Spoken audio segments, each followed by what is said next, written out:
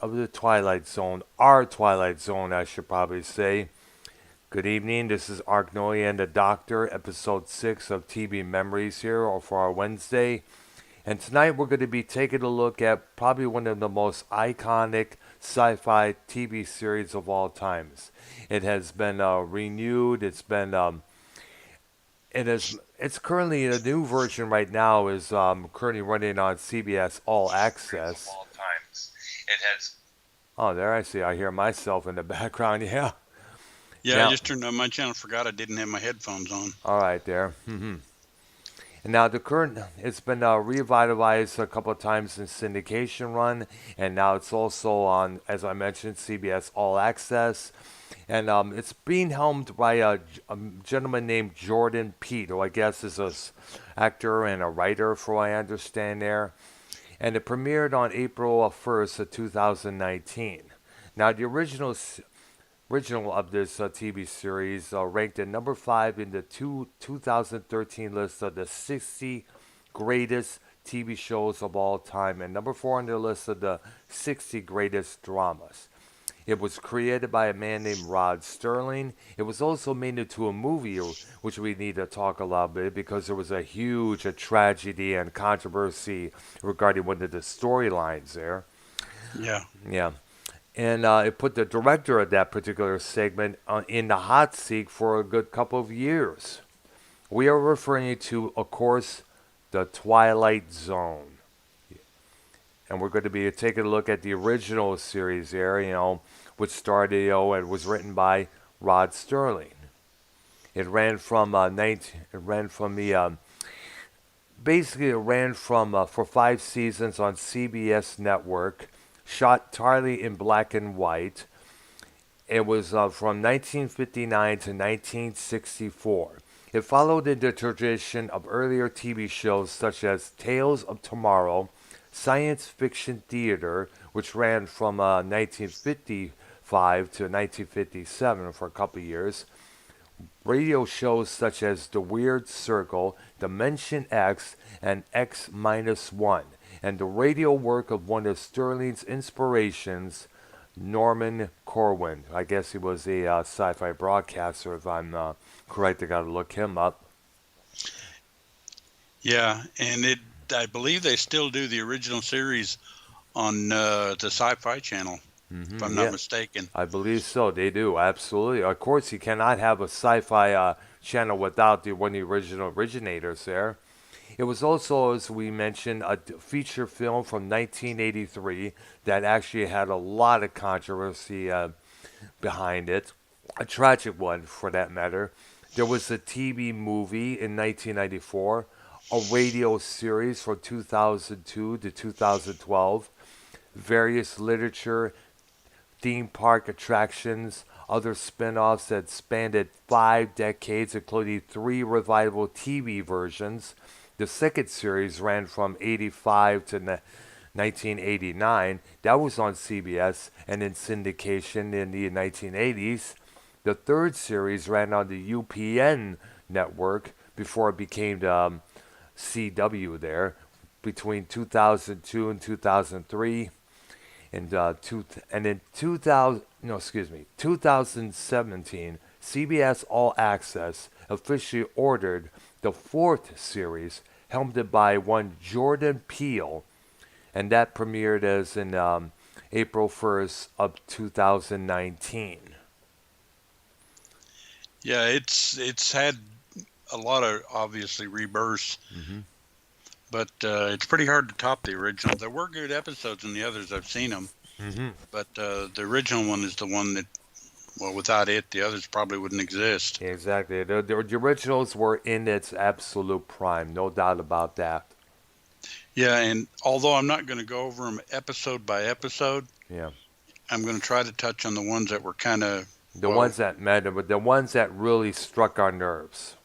right, and the ones that I guess personally find intriguing for whatever reason. Uh huh. And actually, that started with the very first one, an episode titled "Where Is Everybody?" Yes. It basically starts out with a guy that's wandering around in a city where nobody's there, and It, well, it's kind of hard to talk about these and say, oh, I don't want to give any spoilers out, but heck, this show's been on for Personally, find 50 years, so it's kind of hard to give up spoilers. But this episode actually kind of set the tone for how it was to come, because as it goes on, you see this guy getting more and more frantic, more and more. He can't find anybody. It's starting to really affect him and all of that. he's all alone. Yeah. Wow. And at the end, it basically turns out that he was in a isolation booth because they were testing him for a run to the moon. Oh, wow. And So he was an astronaut hoping to go to the moon there in a spacecraft there. it's worth, well, a lot of the episodes are worth watching. There are a few that you're going to go when you see them going, what were they thinking with that one? But most of them are very, very, like I said, this one set the tone. It's suspenseful. You don't know what's going on, and at the end, you get the little kicker, and it makes it really enjoyable. And they had a lot of them that were, I guess, for lack of a better term, kind of heart touching. The second one was that way. One for the Angels. Wow. It was about a guy that was a street hawker, sold stuff out of a suitcase or all that. That's the way it was back then. And he was friends with all the kids and all the people there, and everybody loved him and all of that. And the angel of death came for him, and he was able to convince the guy that he couldn't take him because he had that one big sale he needed to make. And so the guy said, well, I got to get somebody. And he basically got a little kid. And this kind of tore the guy up. And he's like, oh, what am I going to do? What am I going to do? What am I going to do? Yeah. And he convinced the angel, I'm going to make that big sale. So he sat there and he went on and on and on and on and tried to sell something to the angel while the kid's laying there dying because the kid got hit by a car. Wow. And finally the angel told him, he says, okay, I'll take this. And the guy said, okay, I made my big sale. Take me instead of the girl. And basically that's a good episode. Wow. Because it teaches about sacrificing yourself on behalf of someone else. And that's one of the key things in this series too, is that happens a lot. Wow. It said, don't take the innocent one, take me instead.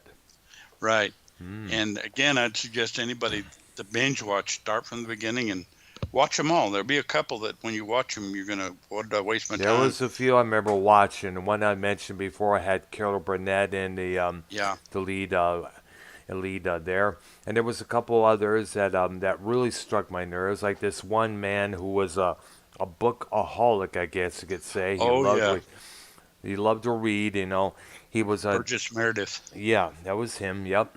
And of course he was basically, the story behind that is that he was such a lover of books. He would read and read and read no matter what while he was on the job as a bank teller.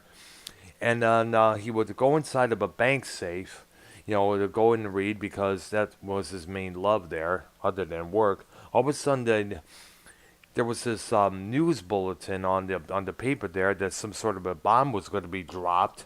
He goes out, climbs out of there, and finds everything destroyed. No people, nothing. But he has his books. Yeah, and then at the last minute, his glasses breaks and he's unable to see. Yes, and there's nothing that can be done about that because there's nobody to fix his glasses. Yeah, I know. And he was not. And at that time, he was able. I don't think he was able to hold the book up close. We don't know what kind of stigmatism or what it was. It was. He was only able to see close range or far range or whichever there. And I believe the name of that episode is Time Enough at Last. Ah, yeah. And of course, we cannot forget one of the most iconic episodes that featured William Shatner, who would later become Captain James T. Kirk in the original Star Trek. What was it called? Nightmare at 10,000 feet, I guess it was? Yeah, something like that. I don't remember the exact name. I'll probably see it when I go through the episodes. I got it up right now. Yeah. Let me see if that was the one right I here. Think it's Nightmare at 10,000 feet. I think you're right. Yeah, let me look it up there. Yeah. Let's see here. A lot of stuff here. Got a lot of episodes here. The intro, the episodes, I think the one you mentioned here was this. There's one here called Mr. Denton on Doomsday, where a town drunk faces an infamous killer after magically regaining his gunfighting skills. Yeah. There was one called where an aging movie star rewatches her old movies in an attempt to recapture her youth. And we have seen that many times before with actresses, getting plastic surgery and everything else, trying to dress as sexy and provocative as they used to back in the day. Which is understandable because as we all grow older, we hear about all the bad things about growing on, and we wish we could go back. Yeah. And there's a Walking Distance where an ad executive, Gig Young, is under pressure at his job, visits his old hometown only to find himself returned to his childhood. You know, Yeah. of course, there was one called The Lonely, where in the year 2046, a convicted man played by Jack Warren, serving his sentence in an uninhabited asteroid, is given a female robot for companionship. She was played by one Jean Marsh. You know, Yeah. That was a good episode. yeah, it was I there. remember that one. Yeah, wow. And of course, Time of the Flay. That's we mentioned that there. Judgment Night in 1942. A man from Germany does not remember how he boarded a British ship headed to New York, but he does have a feeling the ship will be sunk. Yeah. hmm I'm looking for the main one that we mentioned, the Nightmare at I don't I know what it think was. that's in one of the late seasons. I If I'm think not mistaken. yeah, because that's the one that was actually redone a lot of time in the movie Well, with John Lithgow in his place there at the last story there. that was the only one that was redone completely. The other Yeah. two, the first one was a totally new episode. The hmm second one was I forgot the name of the episode, but it was the one about the boy that could make things happen, Yeah. By and just that by was kind of a wishing, yeah. yeah, that was a follow up to that one. Yeah, I remember that was a trip, man, to look at, especially with some of the effects they use on in that scenario there, in that whole segment. Yeah, the original had I think the guy's name was Billy Mumy. hmm He was the one that was in Lost in Space. Yes, I remember that name, absolutely. And the ironic thing is, he actually had a cameo in the movie in that same sequence, but it wasn't. He wasn't playing himself. He was just Playing like the another character. Yes. guy that happened to be there. But he got a cameo. Keep wanting to say cameo, but it's cameo hmm in that movie, and that was kind of interesting to see. That's right. And it's kind of, but of course we got go to the one of the main segments of the movie, and this is the one that really caught the eye of the media there. The first segment was about a disgruntled man hoping to get a promotion, but it was only given to a black man, and the man had a lot of racist tendencies inside of him. So when he walks out of a bar where his and his co-workers and the black guy who just got promoted was inside, he walks out. He finds himself in some European country. He ends up Vietnam. Vietnam, yeah. And also, in one of the scenes, he's carrying two Vietnamese kids with him, while a helicopter is supposed to crash. And unfortunately, sadly, the helicopter crashed on Vic Morrow, the man who was Right. actor who was playing that man there, as well as the two kids that he was with. Yeah, that was I remember the story. That was just incredibly tragic. Yeah, absolutely. It was worse than that. And I think Landis, the man who directed that particular storyline, John Landis, he actually got in big trouble. I guess he landed in court for what I understand there. Probably so. I don't know the whole story, hmm but I'd be amazed if he didn't. Yeah. Now here's something else. It also started out with a thing called something scary. Two men in a car driving along a lonely country road late at night. The conversation returns to what episodes of the Twilight Zone was the most scary. The passenger says, do you want to see something really scary? He says to pull over. He turns into a monster and attacks the driver. It started Albert Brooks as the driver and Dan Aykroyd as that passenger. Yep. And of course, the story behind what we got here that we mentioned was called Time Out. He also and there's a lot more in the story here. You remember, it's not just apparently oh, look at here, He walks outside. He finds himself in Nazi-occupied France during the Second World War. A pair of SS officers patrolling the streets interrogate him. He cannot answer satisfactorily, because he does not speak German. A chase occurs, and Bill ends up on the ledge of a building where he's shot by the officers. The guy's name that Vic Morrow played was Bill Connor. Right. He falls from the ledge and lands in the rural U.S. South during the 1950s, where a group of Ku Klux Klansmen see him as an African-American man who they're about to lynch.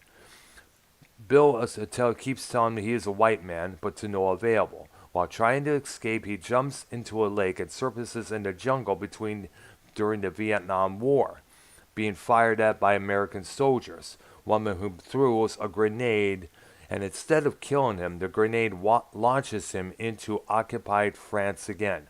There he is captured by the SS officers and put into an enclosed railroad freight car alongside other Jewish prisoners. Bill sees the bar with his friends standing outside looking for him while he screams for help, but they cannot see him or the train as it pulls away. The message in that segment right there was teaching Mr. Bill Connor about racism, the consequences of that. Something that all these SJWs who cannot distinctify what real racism is need to see that segment pretty much there. Yeah, I think so. Mm-hmm. Now, it's been speculated that in that segment, Bill Connor was it was supposed to end with Bill returning to his own timeline and redeeming himself by saving the lives of 2 Vietnamese children during a helicopter raid on their village. And the scene was later dropped due to the death of both Vic Morrow and the 2 child actors during the filming. Yeah, I think they closed with him going off on the train. Yes, it was. And there was no redemption. Absolutely, yeah. But the guy, either way, realizes his mistake there about racism and stuff. So all of these people who preach this SJW stuff, to take a look at that segment and find out what real racism is right there, or one of them. Yeah. Now, let's go back to this original series here. There's a lot of them, because I'm looking at the stuff. Lot. Yeah, we're just talking about the first season. They had 5. Yeah, wow. Yeah, a lot of the actors in there included. Let's see, the writers for the original series included authors such as Charles Beaumont, Ray Bradbury, Earl Hammer Jr., George Clayton Johnson, Richard Matheson, Reginald Rose, Jerry Sohl, it's spelled S-O-H-L, and many episodes featured new adaptations of classic stories from such writers such as Jerome Bixby, Damian Knight, John Collier, and Louis Paget. Right. Mm-hmm. Yeah. And go ahead. No, go ahead. I was going to say something here. The writers frequently use science fiction as a vehicle for social commentary, such as networks and sponsors who censored controversial material from live dramas were less concerned with seemingly kind of like what I don't know. Actually, they weren't smart enough to figure it out. Mm-hmm. So they were able to. They were less concerned with this fantasy and sci-fi stories here frequent themes on the Twilight Zone included nuclear war, McCarthyism, mass hysteria, subjects that were avoided on less serious primetime television. Like episodes like The Monsters Are Due on Maple Street and I Am the Night, Color Me Black offered. Well, the Monsters That Were Due on Maple Street was an excellent episode because basically people were thinking they were going to get invaded, and they started turning on each other in their neighborhood. Yeah. And the thing closed with the aliens talking and saying, "See, all you got to do is make them think something's going on, and they'll kill each other." Yeah, which is and pretty much those true.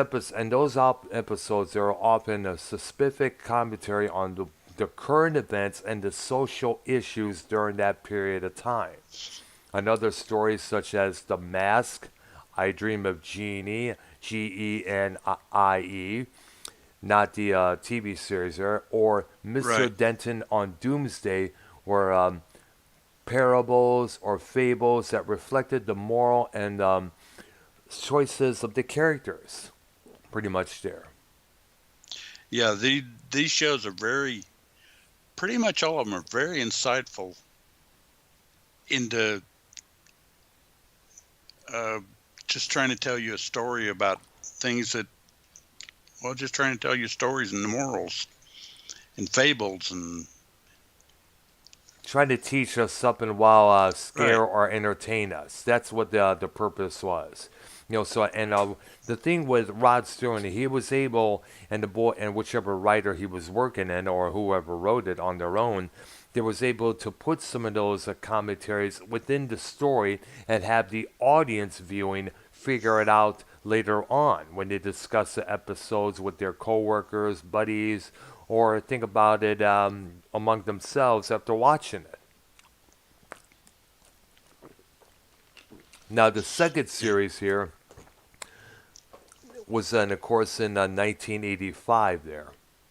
Now, of course, now you remember, by the way, Rod Serling, what year did he die, I guess was in the I'm 70s? not I think he was in the 70s, Oh, yeah. Because I and he remember, was a heavy smoker. oh, wow, so he must probably, let me look it up here, see what he died of here, on what year he passed away. And while you're doing that, I'm going to touch on another episode called The Purple Testament. Uh-huh. It was about a guy in war, and he could look at people, and if their face glowed, Yes. he knew they were going to die. And soon everybody figured out that, hey, this guy can do this. Wow. And they started saying, they'd go up to him after they were fixing to go to battle or whatever and ask him, am I going to die? Am I going to die? And of course, this was starting to get to him a little bit.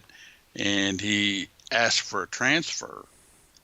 And when the guy came to pick him up, he looked at the guy, and the guy's face was glowing. And then he looked in a mirror, saw his face was glowing, and knew they weren't going to make it.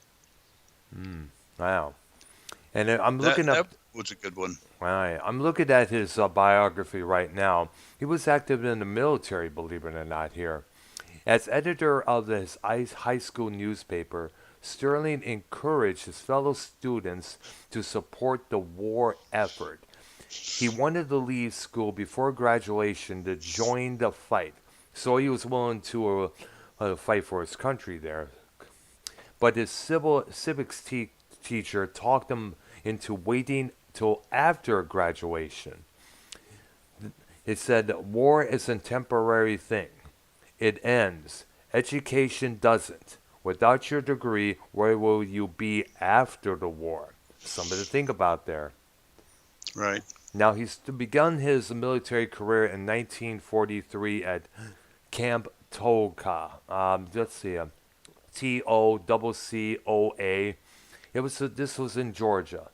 Now, he served in the 411th Parachute Infantry Regiment of the 11th Airborne Division.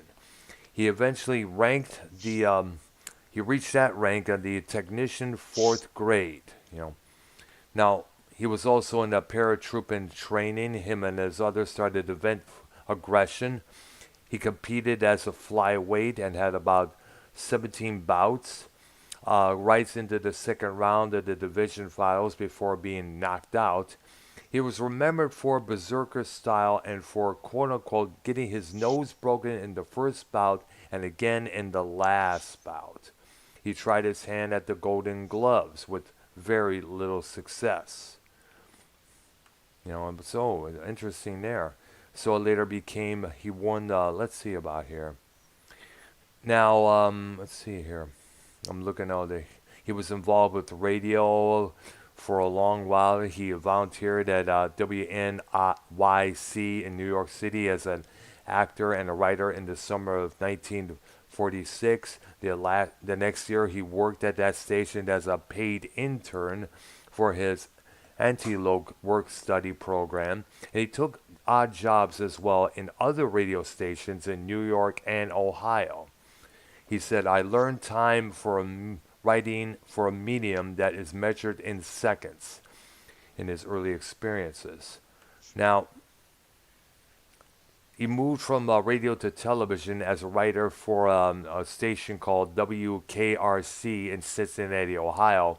And those duties included writing testable advertisements for dubious medical remedies and scripts for a comedy duel. He continued at that station after graduation, and amongst the mostly dreary day-to-day work, also created a series of scripts for a live television program. The Storm, as well as a couple other anthology dramas, a format which was in demand by networks around the New York area. Following a full day of classes or later years' work, he spent his evenings on his own writing. He sent manuscripts to publishers and received 40, believe it or not, 40 rejection slips during those early years. Wow, interesting. That's got to be, man. Yeah, that's a trip. But then again, you never know how many disappointments you got to face until you get to that peak level. I mean, I can gain a couple people there. Joan Jett, who was turned on by 20-something record companies, and then she decided, to put it out on this one record label. They gave her a chance, and that song, I Love Rock and Roll, become a humongous hit. Humongous. Well, ironically, Decca Records turned the Beatles down. Yeah, oh, wow. Early. Wow, so and that's kind of like, whoever did that's got to be kicking themselves. Oh, they were probably pissing their pants, upset over that, about. And also, let's not forget Abraham Lincoln. He lost this position, whether it's the Senate or the Congress. He lost to this, he lost to that, and then boom, he ends up as president of the United States. Yeah. So progression often works pretty good there when you think about it there, because it does, a lot of time. Now, here's something else that needs to be brought up, the way the censorship issue there. The early years of television saw sponsors working as editors and censors. Serling was often forced to change his script after corporate sponsors read them and found them something that they were too controversial to put forth. They were very wary of anything that they might make them look bad to very customers and consumers. So references to many contemporary social issues were omitted, removed, as in references to anything that might completely commercially with a sponsor, for instance. For instance, the line, "Got a match?" was deleted because one of the sponsors of Requiem for a Heavyweight Fight was Ronson Lighters, which is a lighting company to light your cigarettes or cigars with. Yeah, man. Let's see here. Let's see. Wow, there's something here. Yeah, so it seemed a lot of times they had to cover up a lot of things, as they did with Elvis Presley with the swaying of his hips there. Right. Yeah. So I'll get back to Another Go ahead. interesting episode was A Nice Place to Visit, about this criminal who Yeah. got shot and killed, and suddenly found himself in a really nice apartment. He had 3 girls there, Wow. and he could pretty much do whatever he wanted. He'd go out and rob things, and everybody'd kind of like, here, there you go, and let him do it. And he'd come back and, oh, this is great, man. I can do what I want and no problems whatsoever. Wow. Yep. And then after a while of this, he got kind of bored, and he was like, what's the big deal? There's no thrill in this. I mean, everything's being given to me, Yeah. and this is no fun at all, and I'm not enjoying this. And so the guy that put him in the place and all that, he went to him and said, can you do something a little bit different? This is not fun. I'm not enjoying this. This is nothing. He said, I don't think I like heaven. And the guy says, what made you think this was heaven? This is the other place. Oh And shit. basically, he was in his own version of hell because Oh man. he thought he was getting what he wanted, but he really wasn't, because there was no thrill in it. Oh man. To go into prove the point that chase is often better than the catch. Put forth there, Right. as Motorhead would say it. You know, like I said, there's a lot of those episodes there's a lot of them with little twists in it after you watch them, Mm-hmm. and sometimes they'll make you go, oh, whoa. Uh-huh. Yeah, it just catch you off guard, believe it or not there. Yeah. And it's funny because I'm recalling, like I said, a lot of these episodes because it's been a while. Yeah. And also, And here's something else he did as well. A Carol for Another Christmas. It was the modern at that time version of A Christmas Carol, and a plea for global cooperation between nations. It was only broadcast one time on December 28, 1964. It was the only television movie directed by Joseph L. Mankiewicz. This was the film in which Peter Sellers gave his first performance after a series of near-fatal heart attacks in the wake of his marriage to Britt Eklund, E.K. Land. I think I heard that name before there. I apologize for my spelling and my fumbling of words there, ladies and gentlemen. I've always had this issue here. Ekland. I think I mentioned that I think she was involved with Rod Stewart for a while there, the singer. Britt Eklund, I think so, yeah. Yeah, that's how her name is pronounced. Remember, I'm flimsy when it comes to foreign names at times. Yeah, don't worry about it. Sellers portrayed a demagogue and something like that, and a demagogue, and apoplectic Christmas. Now, Sterling Hayden, who co-starred with Sellers in Doctor Strangelove earlier that year, was also featured. The cast included Percy Rodriguez, Eva Marie Saint, Ben Gazzara, Barbara Ann Teer, T-E-E-R, and of course Britt Eklund. Henry Mancini wrote the theme music there, which was recorded for his '66 holiday album, A Very Mancini Christmas.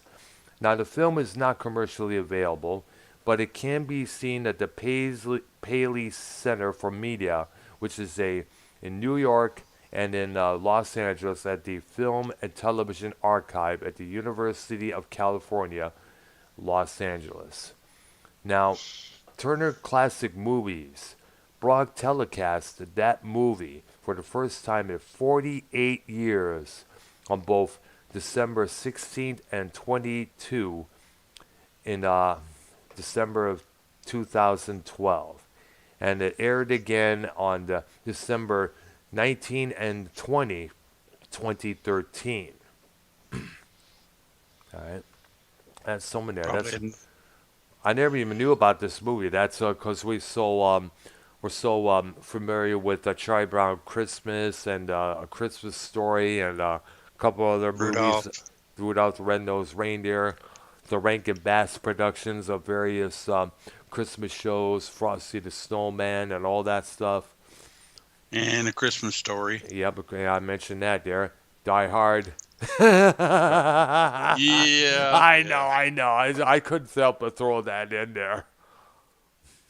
I couldn't Yeah, help it, man, because there's been many talk of that being a Christmas movie for the action movie freak there. yeah. I couldn't It's a help little but bit throw. different, but Yeah, pretty you much, know, yeah. But then again, a little bit different than what they had planned it for the movie Scrooge. The night the reindeer died, which was an yeah, action-packed movie starring Lee Majors, which was a fictional movie by the way. There, yeah.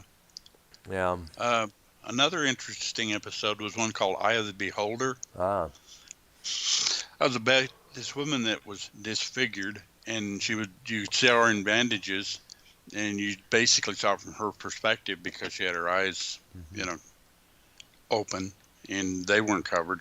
oh wow. And the doctors were keep telling her, hopefully we're gonna get it this time, we're gonna get it this time, and Yes. you won't be disfigured anymore. And the episode has the bandages coming off, and then the doctors are recoiling in horror. It's like, oh no, it didn't work, it didn't work. This is the 11th one, we can't do anymore, or something to Wow. that effect. Damn. I could hate to see And the bill.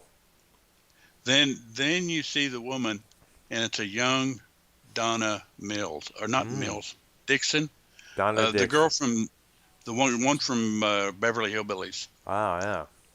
Was that her? I think At so. any rate, she's absolutely gorgeous. And then you see the people that were trying to take care of her and all the other people The there. surgeons. Yeah. They were the hideous ones, but you I didn't know that. remember that. Yes. Absolutely. And then they were going to send her to a planet where there are other what they called hideous people, Uh huh. or a side away. Uh And huh. the guy that came to pick her up was, a real handsome young man. Yep. And she said, "Well, is everyone as hideous as we are when we go there?" And you're sitting there going to yourself, "Wait a minute." She's leaving the hideous place, Yeah. but it's But one of that those that, again, it's eye of the beholder. It's correct. what Yeah. people see, and Yeah. What that person may be hideous on the outside may be good and maybe good and wholesome in the inside there. exactly. And I'm And looking. that Go ahead. no, I was just gonna say, and that's just the way some of those stories were. I'm looking at apparently Serling made an appearance on the show, the crime drama Ironside, entitled Boy Bubble Bubble Toil and Murder, which also featured a very young Jodie Foster. Which he played a small role as a perpetrator. Was it a proprietor of an occult Proprietor. proprietor of an occult magic shop? Now he has a goatee on in this role here. I'm looking at it right now, and of course alongside him, Jodie Foster, who become a film icon herself in various movies. Wow, someone. Now I'm looking at where he passed away. Let's see here. Let's see. It doesn't say where he. I don't think it really. According to this, during his lifetime, it said in December of 1966, the made-for-TV movie *The Doomsday Flight* aired. The fictional plot concerned an airplane with a bomb aboard. If the plane landed without the ransom money being paid, that aircraft would explode. We've seen that many times before in various movies and movie plots. The bomb was set with altitude trigger that would detonate if the plane dropped below 4,000 feet. The show was one of the highest rated of the TV season. Both Serling and his brother Robert, a technical advisor on the project and a specialist in aviation there, regretted making the film.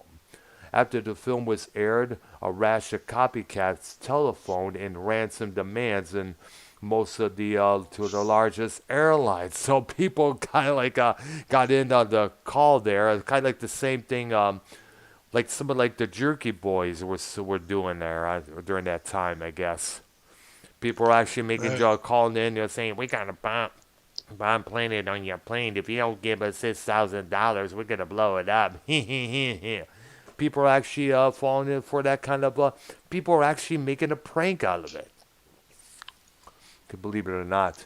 Now, Serling was devastated by what his script and idea had encouraged, and he even told reporters who flocked to interview him, quote unquote, "I wish to Christ that I had written a stagecoach drama starring John Wayne instead."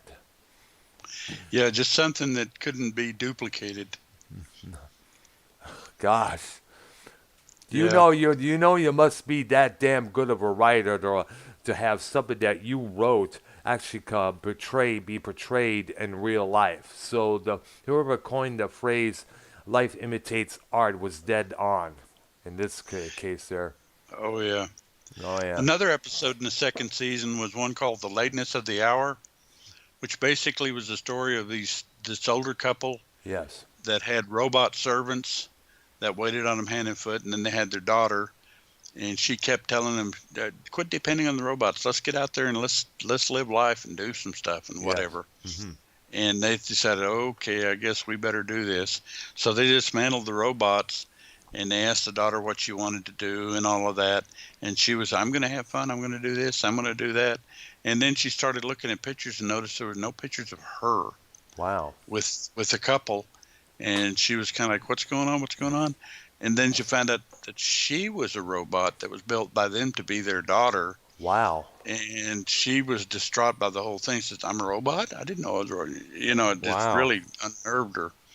And they ended up later having to basically wipe her memory and make her the robot to replace the one she had dismantled. Wow. So she became the robot that was taking care of them. Wow. And that one's kind of an interesting one too. Wow. Kind of like someone's identity being replaced by this new one. Like you're no longer the prom queen. You're now going to be our servant. You're to be Right. under our umbrella. Needless to say, there. All right. Gosh, got a lot of interesting shit here on that we could talk about for hours. You're right. I think we're going to have to probably extend this until the next Wednesday because we got so many here discussions to talk about. Yeah, there. because we're actually only in the 7 one. Wow. I mean, second season. We hadn't even got to the 3rd and 4th and 5th ones. I know. And there's others in the second season that I want to discuss, but I'm trying to remember. And sometimes it's kind of hard to. Well, here's an interesting episode: The Invaders. Oh yeah. It's about an old woman living on a farm, and suddenly the spaceship shows up, lands in her attic, and all these little bitty guys start coming out, and they're terrorizing her because she doesn't know what they are and where they came from or anything like that. And they basically are trying to communicate with her, and she's a deaf mute. Oh. So she's just running around all scared, and she doesn't know what to do. And then she ends up basically trapping and killing them one by one. And at the end, you see the last one getting in the spaceship, and you hear him talking about, "We can't invade, these people and they're monsters and all of this." And you see the underside of the ship, and it says USAF. Oh, So yeah. it's basically us going to another planet. Ah. And it was really kind of a interesting. I was trying to remember who. I think Agnes Moorehead played the old lady, if I'm not mistaken. Oh. I'd actually have to look and see, but I believe if I'm not mistaken, it was Agnes Moorehead, Oh. who played Endora on Bewitched. Bewitched. Yeah, Okay. Oh yeah, the mother of Elizabeth Montgomery there. And Is I that- just looked, and it was Endora. Ah, there we go. I'm thinking about this now, just this one episode where it was an old lady, she's about to face eviction, if I'm correct. And all of a Oh yeah, she opens the door, and it was a injured police officer who she takes in and nurses until he gets back to health. And then they realize, she realizes at the end, she was expecting the officer to speak on her behalf, but he apparently didn't. he was invisible to the landlords and the other people's eyes there. And then he realizes that officer that she took in was actually the Grim Reaper, Death. Yeah, and he basically convinced her this is the right way. This is what you need to do, Yeah. because she was basically locked in that cellar and she wasn't letting anybody in because she didn't want to face the Grim Reaper. And that's the Ah. reason he did that. Ah. But yeah, that was a very, very interesting episode. Kind of makes wonder because a lot of people are still afraid of death when you think about it. Oh yeah, What's it? yeah, and it's funny because I say funny, but it's ironic because that's something that all of us are going to face someday. Heck, I've Yeah, realized I'm 70. It'll happen to me pretty quick. I know. And whatever happens, happens. It's Uh, just you accept it and go with it. yeah, just move on, I guess. But at least until that time comes, make the damn most out of your life there. Achieve what you want, I guess. Yeah. Hmm. And there was another one called 100 Yards Over the Rim, which is about these people in a wagon going west. And the kid was really, excuse me, really sick. And the guy decided, I got to go somewhere and get something for the kid. And he goes over this mountain and he sees basically what amounts to the future. There's this building that was kind of like one of those one town restaurant whatevers, drugstores, you know. And he goes in there and of course he's from the old west and he's never seen anything like this before. And he's all confused and he asks him what's going on, and basically ends up, he talks to him and he describes what's going on. He's got to take care of his kid and all that. And they basically tell him what the kid has, what it is. And yeah, we got a medicine that'll cure this. And the guy ends up leaving, taking the medicine, going back over the ridge. They go to chase him to find out what's going on. And he goes back, finds the kid, cures him. They don't see any of this because whatever's there, time warp or whatever, they don't see this going on. But they find like his old rifle barrel in the sand. So they know they weren't imagining it. Wow, wow. Guess what I got up on the web right now? One of the most iconic episodes from the series here, Nightmare at 20,000 feet, Well, it's starring 20,000 feet. 20,000. Yeah. Yeah, I thought it was 10,000 at first, along with it. It is money considered the story follows the only passenger on an airline flight to notice a hideous creature lurking outside of the plane. And, and in 2019, Keith Phillips of Vulture magazine stated that that episode doubles as such an effective shorthand for the fear of flying, making it endure in popular culture. And this was the first of 6 episodes to be directed by a one Richard Donner. Now, of course. Yeah. And like you said, they did the remake with John Lithgow That's right, in in the the movie. Twilight Zone movie And the there. funny thing, that I saw, I don't know if you saw it or not.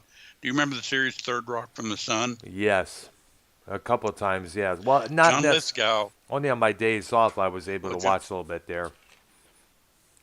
okay, but there's one episode where John Lithgow was the main character in that movie, Yes, show. I'm sorry. on that And episode William segment. Shatner played. Yeah, and William Shatner played his boss from outer space or whatever. Yes. And he flew in, and he mentioned to Lithgow as he got off the plane. He says, it's funny. I kept seeing a creature on the plane, and Lithgow says that happened to me too. And I was like, that is so. That's Oh such my an off gosh. reference. That's such an off reference that Of most course, people because get. they both started the same storyline, just ages apart. So, but then But that again, but that was absolutely hilarious. That's one of those things that when you see it, it's like, boy, talk about a reference that I know. only a few people are going to get. it, it it was one of those things that I really just made me just go, oh man. Wow, man. Gosh. And the story was that, and to add to the story there, the character's name, Robert Wilson, had spent 6 months recovering from a nervous breakdown in a sanitarium. Now, the Right. onset of which took place on the evening not dissimilar on this one. And of course we see this creature. He's trying to convince everybody. It's after he gets hospitalized, after the plane lands, and after they see everything that has happened, they realize, yeah, there was a creature. Holy cow, man. He was right all this time. But by then, it's too late. He was already taken back to the sanitarium for going to local on that plane there. Yeah. That is And something. another episode in the second season that was interesting, and like I said, there's more, but these are the ones I'm remembering as I'm seeing the names. The Rip Van Winkle caper Yes. involved these four robbers Mm. that got basically a huge gold shipment, and they ended up in caves in a remote place and in a suspended animation machine. Well, each of them in their own machines. And basically, they figured, well, we're going to sleep for 20 years, and when we wake up, Yeah. the law won't be after us anymore. We'll be rich men. Oh, So wow. they do that, and they come out of it, and there's no difference in them. And the three of them are looking at each other saying, you lied to us. And he says, oh, you think so? And they pointed to the fourth one. Fourth one had a skeleton in it. I said, that's the other guy. Okay. Mm. So basically, they had to escape and go to the city. And the guy trying to kill off a couple of the others ended up wrecking the truck that they were going to go, so they had to walk. Yeah. Well, by the And way, doing this, they go no, go ahead. ahead. No, go ahead there. I'll let you finish there. Okay, and as they're walking, of course, one by one, two of the others start dying, and the third guy finally makes it. And when he does, he sees this futuristic car coming, and he waves and cuts him down. But by the time they get to him, he dies. He's dying, and he dies and says, oh, "Just take me to town. Just take me to town. I'll give you some gold." And then he dies. Wow. And the guy goes back and talks to his companion in the car and says, "I don't know what that was all about, but the guy offered me some gold, and we pave our streets in gold. That stuff's useless." So basically, they did all that, slept for 20 years for something that turned out useless in the future, Wow. That's something and there. died anyway. Wow. You get something geeked up. You get yourself geeked up to find out it's a disappointment later on. Damn. How many of us has been through that? Whether it's an event or a movie or a concert, such and such. We've all had that happen to us at times before. Oh, yeah. It's Yeah. not what you think it's going to be. Yeah. Oh, by the way, you'll go one more thing regarding Nightmare at 2,000 Feet. There was also a third version from 2019 starring Adam Scott, and it was a re-entitled Nightmare at 30,000 Feet. You know, and now the gremlin, the creature, the remake removes the gremlin completely, although it does make a cameo as a doll that washes up on atoll near the end. And it said focuses on a sinister podcast hosted by the true enigmatic Rodman Edwards. Enigmatic, yeah. Enigmatic, Rodman Edwards, voiced by Dan Carlin. You know, you know. And wow, this is probably going to be one of the, no doubt, probably the most remade episodes from that series, no matter how you look at it. Oh, yeah. And like I said, there's so many of them to talk about. We're not going to even finish the second season completely, and I we're know. running out of time, of course. We're going. I know. But the Yes. Yeah. one more episode that was really good was "Will the Real Martian Please Stand Up?" Mhm. Which was these people that are on a bus and they're in a very snowy, bad place. Everything is just bad outside, and essentially they go and get into this diner.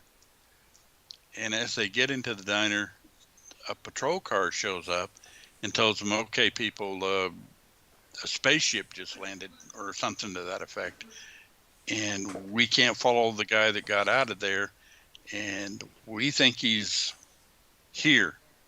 Hmm. And they start looking at each other, going, "Okay, who was on the bus and who wasn't on the bus? Okay, I remember you. I don't." And back and forth, they were accusing each other of who the one was that was the alien. And essentially, things start happening in the restaurant. The jukebox opens up on its own and starts playing. Little odds and ends like that. The lights go off and on. I mean, just little things, and it creeps everybody out. And eventually, there's a phone call that says, "Okay, the bridge is clear. You guys can go now." And so they load everybody back on the bus, and the restaurant guy or bartender or whatever he was is there alone. The troopers drive off too, and then after a little while, this one guy comes back and he says, "You know, I got to tell you, they didn't make it. They went off the bridge because the bridge wasn't fixed, and everybody died but me." And the guy looked at him and says, "How did you survive?" And he says, "Well, it's just one of those things. I'm here to look at the Earth and see us Venusians if we are going to take over or whatever."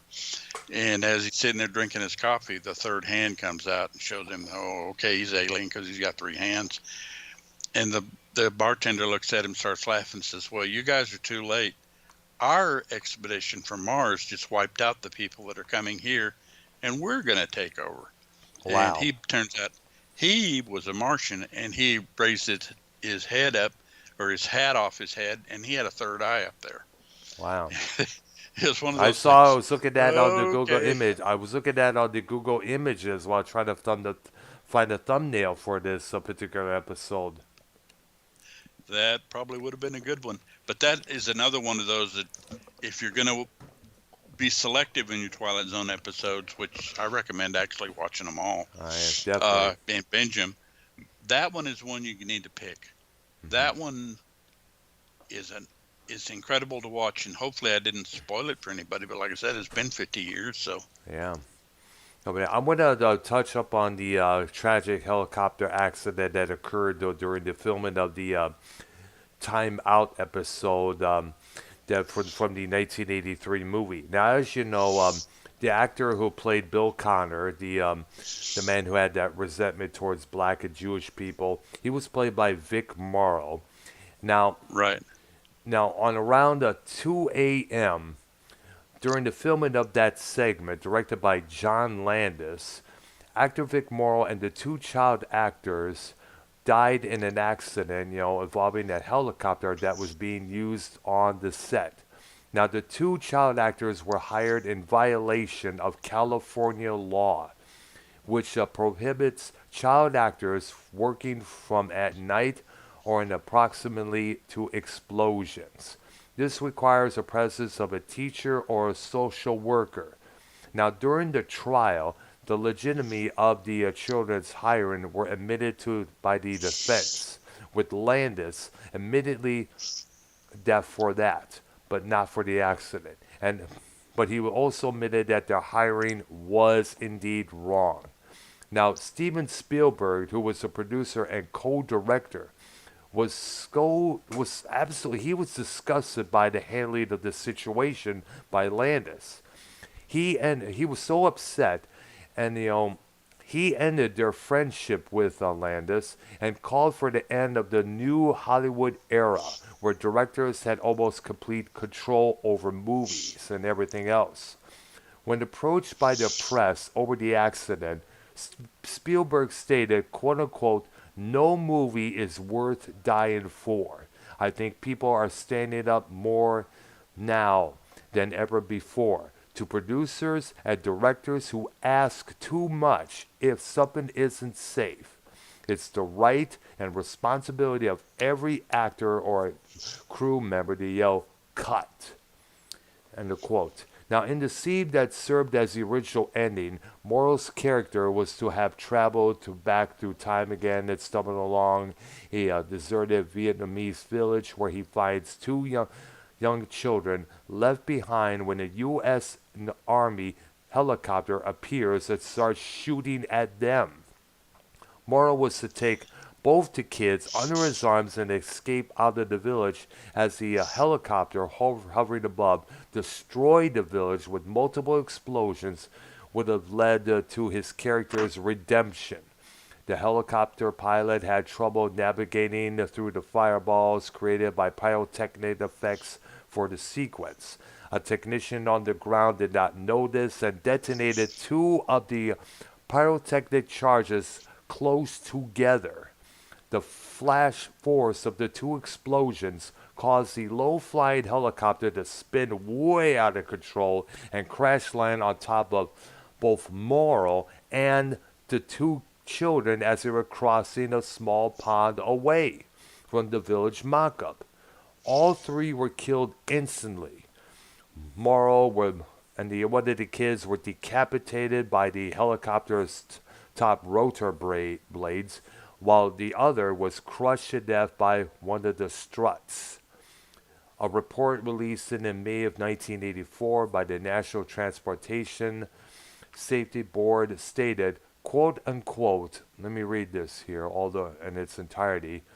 The probable cause of the accident was the detonation of debris-laden high-temperature special effects explosives too near a low-flying helicopter, leading to foreign object damage to one rotor blade and delamination due to heat and the other rotor blade. The separation of the helicopter's tail rotor assembly and the uncontrolled descent of the helicopter.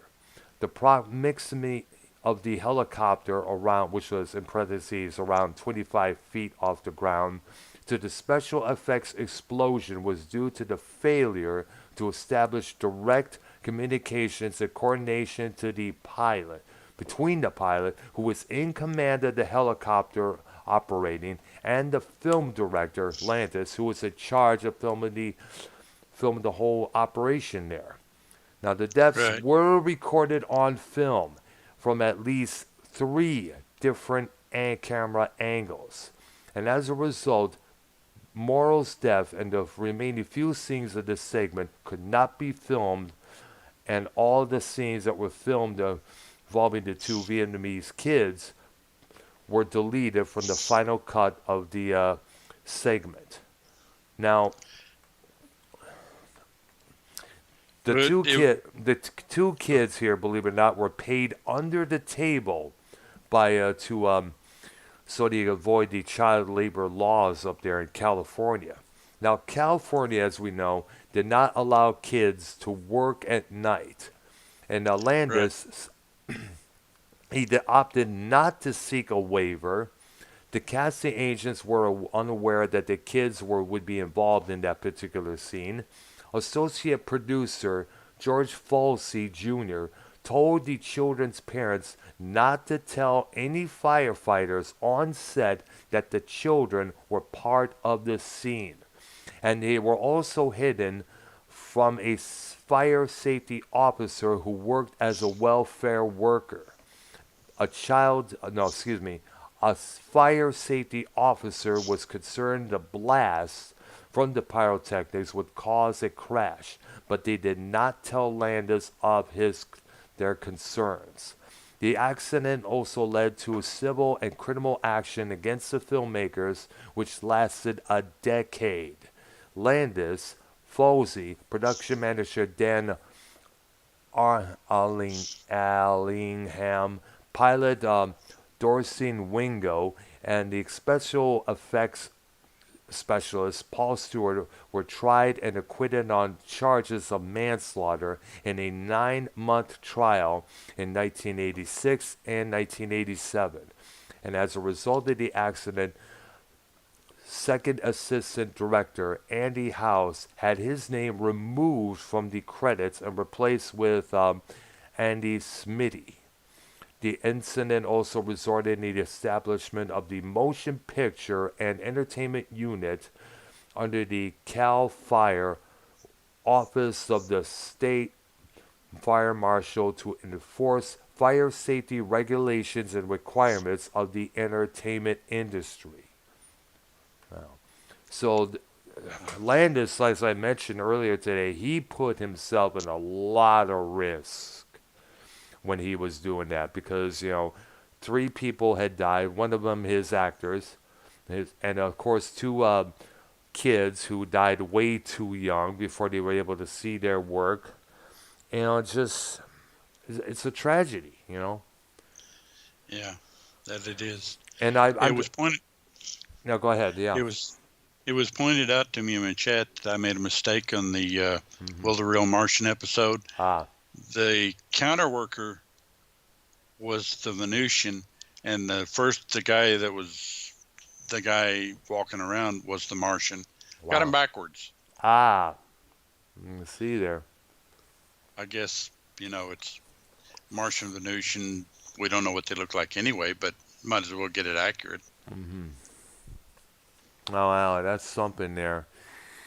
Oh, let's see. Let's see. I got someone in my chat saying Killdozer. I think it's short for. I said, "quote." I always wondered, was that segment based on one of the TV episodes? I'm not too sure. If we're talking No, about the timeout, the thing, I think it was originally not the Vic Morrow episode. no, No, no, that was not based on an episode. That was original. new. It That was was original for originally that new. movie. Yes, I think all the And stories were actually somewhat original, except for, of course, Nightmare, the remake of Nightmare at 2000, 20,000 feet was almost 20,000 feet. identical, Yeah, actually. exactly. There was just Very that few changes. that made there. And the middle episode was a continuation of a previous episode. I see So the there. first episode was new. The second episode was new, but it was based on an episode. A part And then the two, third episode was the remake. Yes, yeah, with and a the couple. third episode was a remake. And of course, we cannot forget the last sequence there, where John Lithgow is taken to Yeah. an ambulance. Taken away to the hospital. He decided to Okay, drive. I got a question for you about that. Yeah, yeah, yeah. What was the song that was playing? I think it was Bad Moon Rising by CCR. No, I believe it was Midnight Special. Midnight Special. Let me look at, geez, dude. I think it was, because I remember it was used. Anybody in the chat out there listening, feel free to chat. It was Bad Moon Rising. Because I remember it was that particular song there. Actually, in my chat, my brother, I might as well point him out, actually said it was Midnight Special. Right. I thought it was because he made a remark about, oh, that's a great song or something like that, which it is. But yeah, that was the one about, hey, you really want to see something scary? Yep. Mm-hmm. I remember that was, of course, Dan Aykroyd there. Yeah. Let me look it up here if it was that. But you just got them confirmed in your chat by Killdozer that it was Midnight Special. I thought it was. Let's see here. Queen's Clear, Bad Moon Rising. Let's see here. It was used. It was. Let me hold. Son of a bitch. There. Let me look up here. Yes, it was Bad Moon Rising. It was used in American Werewolf in London in 1981, and in the Twilight Zone movie at the beginning, at the end there. Oh yeah, might have been the beginning of the end, but in the ambulance it was Midnight Special. Let's see here. Let's see here. Son of a name go. In the former, it plays the main character of Waiting the Full Moon. One of is going to turn to a werewolf. Let's see here. And now someone that this is on a Facebook post, and it says, Midnight Special was featured. Hold on, there's a commentary and 2 replies. Let's see. The lyrics to the song was also used for The Shining by Stephen King. Great song, but if you think that it came out of the sky, would have been used in more popularly in genre films. Yeah, so There's a lot of movies that have music that you can personally think of more appropriate songs, but it isn't always that way. Oh man. Wow, I gotta definitely look it up there because because I only seen that one or two times when it was on cable television there, and I think that's gonna conclude our. This is actually our first part of the Twilight Zones Yeah, we're gonna have to series. go to in the second part Yeah, which will because be a there's just too much material. lot more to cover here, including some of the Eh, stuff in the syndication and on the CBS All Access series here. We got to Yeah, look into that. and you'll have to tell everybody next week. Yep, it was midnight special. Yep. All right. Some way. Something I don't like know how you that. could, There we but go. the more I think about it, I'm absolutely certain myself that it was midnight special. I will definitely look it up more when we're done with this episode here. Definitely for shizzle, man. All right, so I guess that concludes for today's episode of our first part of the Twilight Zone series. There, I guess. Yeah, and tomorrow we're going to do, and it'll start at 5 Central, 6 Eastern. Yep. We're going to take a look at the Rolling Stones, which I'll be amazed if we can only do that in one part. I think we'll But probably have to continue that possibly Tuesday. I'm thinking. yeah, because that group has a ton of material.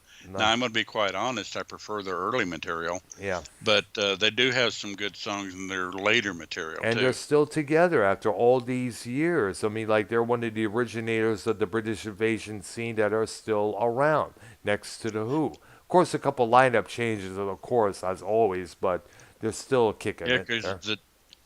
you're down to 3 members that are still around and playing Yes, in the correct. Stones and 2 in the Who. Yes, I know. All right, so that concludes today's episode, TV Memories, episode 6, going inside the Twilight Zone.